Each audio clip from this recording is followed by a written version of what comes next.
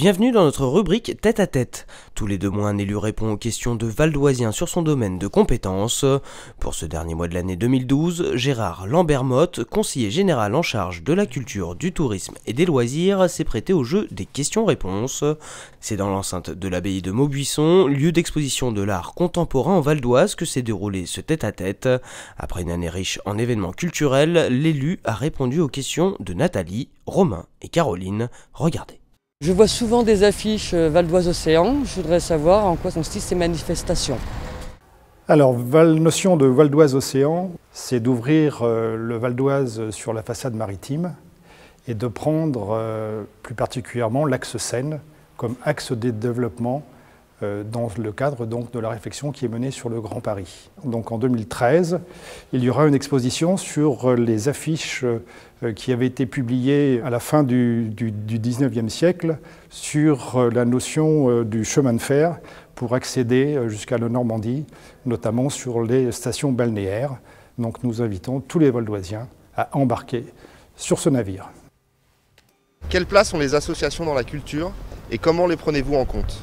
Alors le département aide effectivement le monde associatif dans le monde culturel, donc il participe à l'essor de ces associations. Je pense à Piano Campus, je pense au Festival des jeunes interprètes. Donc le département aide tous ces festivals qui sont sous mode associatif dans le cadre de subventions qui leur sont allouées. Et on peut même préciser que la subvention en 2012 a été équivalente à celle de 2011. Le département a fait un effort conséquent pour que ces festivals se déroulent dans les meilleures conditions. Y a-t-il des actions qui sont menées pour favoriser l'accès à la culture à tout public ?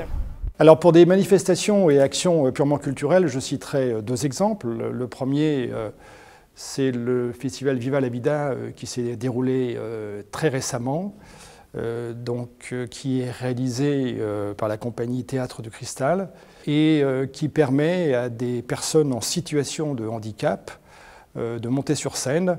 Autre action qui est menée également par le Conseil général, c'est en quelque sorte une action croisée entre la direction de l'action culturelle et la direction de la vie sociale, afin de permettre à notre personnel qui est dédié aux personnes en situation précaire, de les inciter à venir voir un petit peu ce qui se déroule dans le domaine culturel dans notre département, mais aussi pour ces personnels de la vie sociale, leur donner un peu la connaissance de ce qui se déroule.